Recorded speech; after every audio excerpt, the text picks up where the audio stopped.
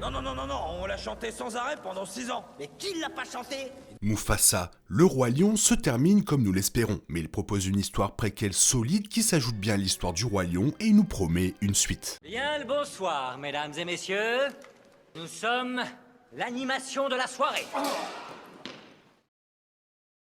Le film Disney, réalisé par Barry Jenkins, fonctionne comme un préquel et une suite au remake animé de 2019. Les critiques du film sont pour la plupart bonnes, même si les critiques conviennent généralement qu'il s'agit d'une avancée majeure par rapport à son prédécesseur. Mufasa se termine avec la défaite des lions blancs par Mufasa, son équipe, Sarabi, Rafiki et Zazu, et les animaux de Milele que Mufasa a réunis pour défendre leur maison. Mufasa est dévasté par la trahison de Taka et la décision de travailler avec Kyros. Mais pendant le combat de Mufasa et Kyros, Taka change brièvement d'avis et saute devant Mufasa pour prendre le coup de Kyros, lui donnant la cicatrice pour laquelle il est connu dans le dessin animé Le Roi Lion. Pourtant, Mufasa ne peut pas entièrement lui pardonner et les frères sont tous deux d'accord sur le fait que Taka sera désormais connu sous le nom de Scar. Mufasa retrouve sa mère, Afia, qui lui dit qu'elle a toujours su qu'il se reverrait, et Mufasa devient roi. Dans le présent, Kiara rencontre son petit frère et commence à lui raconter une histoire nous promettant une suite.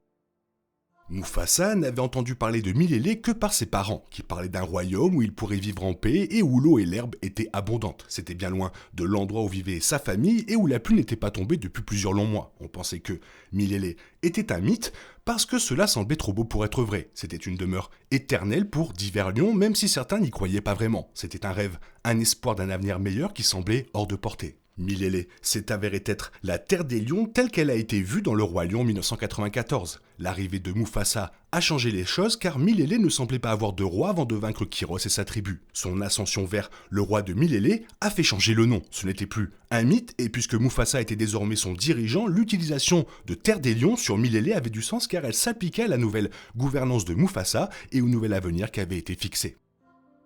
Mufasa ne venait pas d'une famille royale et a été élevé pour être le protecteur de Taka, car il était sur le point de devenir roi. À ce titre, l'arrivée de Mufasa à Milele fut pour lui un soulagement. C'était une chance de ne faire qu'un avec les autres animaux et de vivre en paix. Au début, il hésite à devenir roi car il ne se considère pas au-dessus des animaux de Milele. Mufasa pensait qu'ils étaient plus forts ensemble, mais ce sont leurs encouragements et ceux de Rafiki qui ont finalement fait changer d'avis Mufasa. C'est Mufasa qui a finalement rassemblé tous les animaux de Milele alors qu'ils auraient pu laisser leur peur les empêcher de riposter contre les lions blancs. C'est sous la direction de Mufasa qu'ils s'unirent et il suffisait de vouloir en faire leur roi. Mufasa ne s'est jamais considéré comme un roi, il voulait simplement un chez-soi et une famille qu'il aimait. Mais c'est le courage du lion face au danger qu'il a élevé à une position de leader. Même s'il aurait pu être heureux de ne pas diriger, Mufasa a accepté la responsabilité car Milele était désormais sa maison.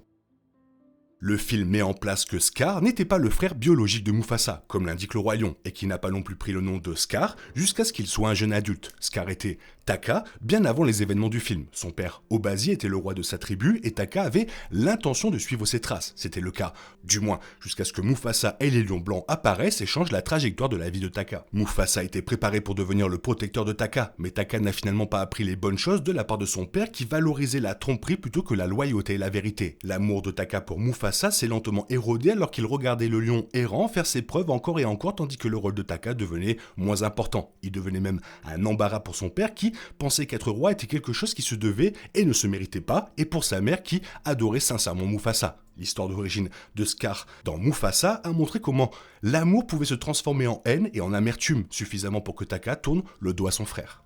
Taka, devenu Scar, est né de l'humiliation devant les animaux de Milele pour sa trahison envers le nouveau roi. Mais le changement de nom n'est pas simplement pour la trahison. Le frère que Mufasa connaissait était parti. Il ne pouvait pas se résoudre à appeler Scar Taka parce que ses actions allaient à l'encontre du lion qu'il avait connu autrefois. De plus, Taka semble comprendre le poids des décisions qu'il a prises par amertume, ressentiment et jalousie. Changer son nom en Scar indique qu'il est prêt lui-même à assumer la responsabilité de ce qu'il a fait, d'autant plus que Mufasa ne lui pardonnera peut-être jamais.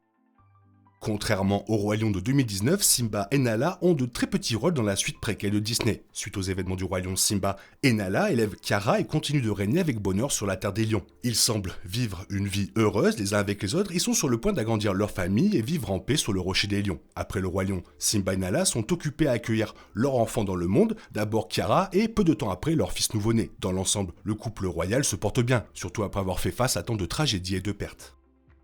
Alors que l'attention se détourne de Simba et Nala dans le film, Kiara et son frère sont en train de devenir l'avenir de la franchise Roi Lion. Kiara en tant que future reine de la Terre des Lions et son frère en tant que protecteur. De cette façon, Kiara et son frère pourraient refléter la trajectoire originale de Mufasa et Scar avant que Mufasa ne devienne roi. L'histoire de Simba est terminée et, comme Mufasa avant lui, il sera probablement davantage un guide et un enseignement pour ses enfants à mesure qu'ils grandissent. Alors que Kiara apprend désormais l'histoire vraie de son grand-père et la transmet à son frère, la future reine peut perpétuer l'héritage de sa famille. Le film est avant tout une histoire d'héritage et de la manière dont il est construit. Kiara et son frère étant établis comme l'avenir de la franchise et de la Terre des Lions s'alignent sur ce thème. Simba a vécu son aventure et maintenant Kiara et son frère se préparent pour la leur. Entendre l'histoire de Mufasa de Rafiki confère à Kiara en particulier la capacité de garder ses ancêtres dans son cœur alors qu'elle navigue dans son avenir.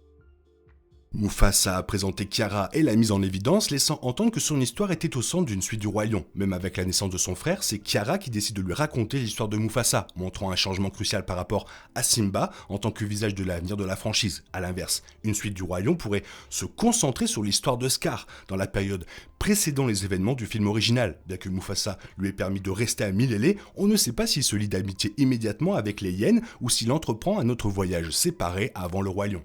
Un film centré sur Scar serait intéressant car elle expliquerait davantage sa décision de tuer son propre frère dans le Roi Lion. L'histoire d'origine de Scar a été racontée dans Mufasa, mais Mufasa était toujours principalement le personnage principal. La fin du film laisse place à plus sur Scar. Cela pourrait raconter comment il est parvenu à gagner la loyauté des lions étrangers présentés dans le Roi Lion 2. Cela relierait l'histoire de Scar à celle de Kiara qui croise la tribu mentionnée dans la suite animée, ouvrant la voie aux aventures de Kiara. La fin du film appelle à l'unité et à l'amour au milieu de la division et du mépris. À travers l'histoire de Kyros et celle de Mufasa devenu roi, la fin du film suggère qu'une position de leader doit être gagnée et non violemment prise. Et bien que la relation entre Mufasa et Taka se soit détériorée par la conclusion du film, Mufasa réitère les liens forgés à travers des familles retrouvées, que ce soit avec Mufasa et Rafiki ou Mufasa et Eché. Avec Rafiki transmettant l'histoire d'origine de Mufasa à Kiara, Mufasa le Roi Lion montre comment le passé peut éclairer le présent et transmettre des leçons cruciales. Film très intéressant, un peu moins bien que le premier, mais bon, c'est normal. Par contre, une suite pourrait être très intéressante. Toi, qu'est-ce que tu en penses? N'hésite pas à me le faire savoir dans la zone commentaire. Sinon, bonne fête de fin d'année. N'hésite pas à bien embrasser ta famille de ma part. Les amis, on s'en fout. Bisous, bisous, bye bye et ciao. Il est impossible de compter sur les autres de nos jours. On est obligé de tout faire soi-même. Je me trompe? Rien de grave, j'avais tout prévu. Où va le monde, je vous le demande.